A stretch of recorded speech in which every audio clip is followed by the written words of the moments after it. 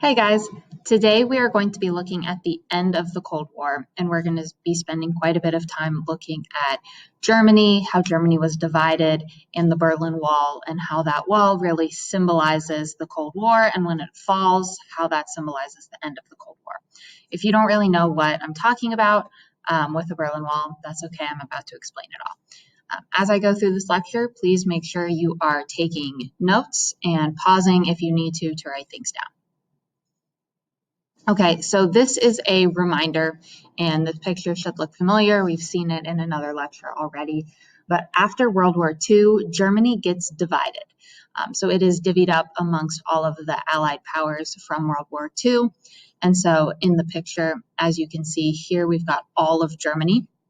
And so West Germany was controlled by Britain, France, and the US, and East Germany was controlled by the Soviet Union. But Berlin, which was Germany's capital, it fell in the Soviet Union's territory, and it was also divvied up. So Berlin was divided in a similar way, with West Berlin being controlled by Britain, France, and the US, and East Berlin was controlled by the Soviet Union. So hopefully this is familiar and review for you. Okay, now I want to talk about a little timeline. So Germany and the way that Germany is divided is really a focal point of the entire Cold War, and it's really symbolic. So in 1945, Germany, Berlin, which again is the capital, that's when they become divided. So right at the end of the Second World War. Then a few years later, there is a crisis in Berlin. So here I've got a map of Berlin. Remember, Berlin is the capital situated right in the center of the Soviet Union's territory.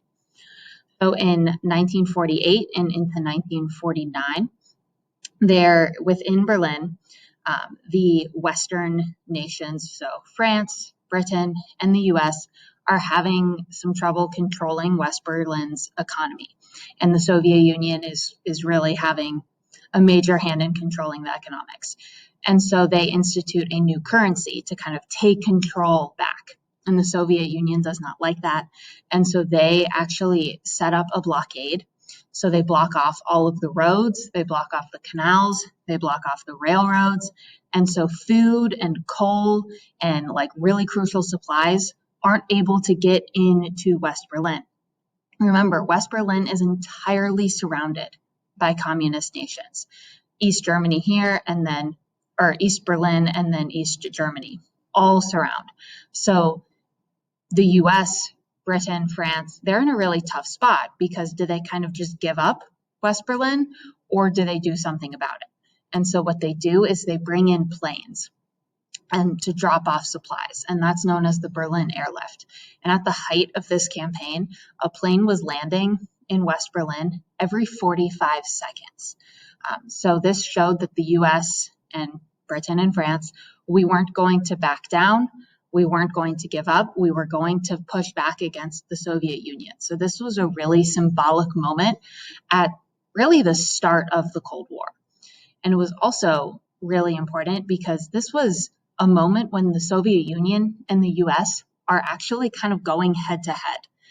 And that doesn't happen very often throughout the Cold War. As you guys know, we've been talking about Vietnam. It's more proxy wars. It's more the arms race. It's not so much really going head to head, but here they kind of are. So that was that. In the daily agenda, there is a one-page reading about the Berlin blockade and the Berlin Airlift. If you want to read more about it, you can, but that is optional. Okay, so a few years later, the border becomes closed between East and West Germany. So the Soviet Union is really blocking their people off from the Western world and Western ideas and goods.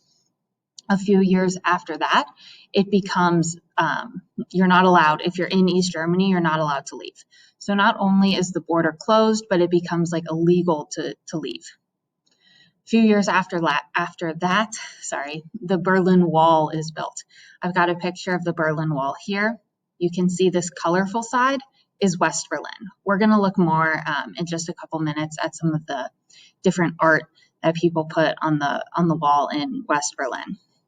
And then East Berlin is You can kind of see it over here. It's blank, it's drear, it's drab, it's boring. And so this wall was created, and it goes all the way around West Berlin, and it's created to keep people in the Soviet sector and to keep people in East Germany so that they can't escape and that they can't get to West Berlin or the Western world. Because remember, West Berlin, while they're surrounded by Soviet land, that could also be seen as a safe haven for people that want to escape communist Soviet Union. So that wall is built. It divides families. It causes a lot of people to try to go over the wall and die. We're going to look more at that, about people who tried to flee over the wall to escape. So this wall ends up being a major symbol of the Cold War, because obviously a wall is clearly something that can symbolize and represent a divide. And so it really shows the divide between the democratic world and the communist world. So that wall is up for decades. And in 1987, Ronald Reagan was president in the US. Gorbachev was the leader of the Soviet Union. And in 87, Reagan makes a really famous speech that you may have heard snippets of throughout your life. And in that speech, he says, "Mr. Gorbachev, tear down this wall." And a couple years later, the wall actually does fall. And this is a really joyous moment for people in Germany and in Berlin. It represents the world kind of starting to come back together and the end of the Iron Curtain. And just 1 year after that, in 1990, specifically in October, Germany is reunified. And so the East and the West Germany that we looked at in this map become one Germany again. So the Germany that we know today, that's not divided up and controlled by other countries. Okay, so that was an overview timeline. Now we're going to go a little bit more in depth into some of these things. Okay, so specifically looking at East versus West Berlin. Remember, Berlin is the city, it's the capital. So like I said, this wall, the Berlin Wall, went up literally overnight. It started out as a fence, and then over the years it was replaced with concrete. But that initial fence literally goes up overnight. And so if you had a family member who lived in West Berlin and you lived in East Berlin, or if you had a sister, a father who was just away on business on one side of the city for the night, that wall went up and you were divided. You were stuck. And if you were in East Berlin, you were not allowed to go be with your family in West Berlin. You were stuck. So families get divided, which is just terrible. In the West, West Berlin was a democratic city. It was capitalist. It was very similar to the rest of the Western world. So a lot like, the US or England. And it was, again, surrounded by the communist land. East Berlin, very different. It was communist, controlled by the Soviet Union. So in East Berlin, there was very limited choice for careers, for what you could do with your education. A lot of people who tried to flee East Berlin did so because they wanted career opportunities and they wanted to be able to use the education that they had acquired but couldn't because of the limited choice. There was required military service, and there was a lower standard of living, a much lower standard of living. And so that's one of the reasons why the wall goes up, because people in East Berlin can literally see a better life just across the street. And so this wall goes up to keep people from being able to go to the West and experience that better life. In East Berlin, there was also a secret police known as the Stasi. And so it was really common for East Berliners to be spied on, even in their own homes, to have neighbors and people that they thought were family or friends actually spying on them. So this picture over here shows the death strip in East Berlin, which would be if you tried to escape and get to West Berlin, there were guards in these towers that would shoot you on sight, no warning, if you were trying to escape. at this point, I want you guys to pause the video, go watch this video that I have linked in the daily agenda, which shows the Berlin Wall actually falling in 1989. This is the beginning of the end for the Soviet Union and for communist Europe as a whole.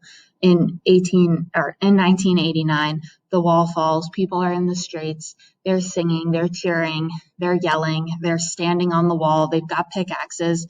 It's really a wonderful moment to see, and because it was so recent, there is video footage of it, so we can watch this moment today in 2021. And this, because it was a literal wall, which is such a good symbol for the Cold War, this really symbolizes kind of the end of the Iron Curtain, right? This was like a literal concrete curtain, and it's fallen. And so we can start to see the Eastern Bloc and the Western Bloc starting to come back together.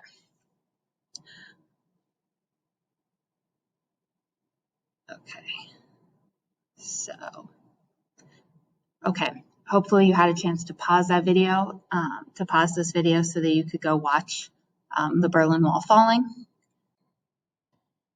Okay, so the end of the Cold War, officially. So throughout the 80s, the Soviet Union was really struggling. We were still in an arms race, so they were trying to build the biggest and the most powerful weapons, and that was really expensive. They were also fighting a war in the Middle East, so another proxy war that we're not going to talk all that much about. But the Soviet-Afghan War was a failure for the Soviet Union. They were not able to stop the insurgents who were backed by the US and other countries in the Middle East and the UK and China. So the US had put embargoes or trade restrictions on the Soviet Union, and they lost that war and lasted for about 9 years, and it took a big toll on the Soviet Union. And as I mentioned before, people were really struggling with a lower standard of living. And so the leader of the Soviet Union, whose name was Gorbachev, he tried to improve this by allowing some Western goods and Western ideas to come into the Soviet Union to try to improve people's lives so that they would be happier and more approving of the Soviet Union and of him and the government. And this was a pretty big failure because now all of a sudden people are allowed to publicly criticize the government. They're able to speak freely and openly. And this leads to the Soviet Union losing control over the communist nations of the Eastern Bloc throughout Eastern Europe. So this begins with the Berlin Wall falling in 1989, and then Germany becomes reunified in 1990.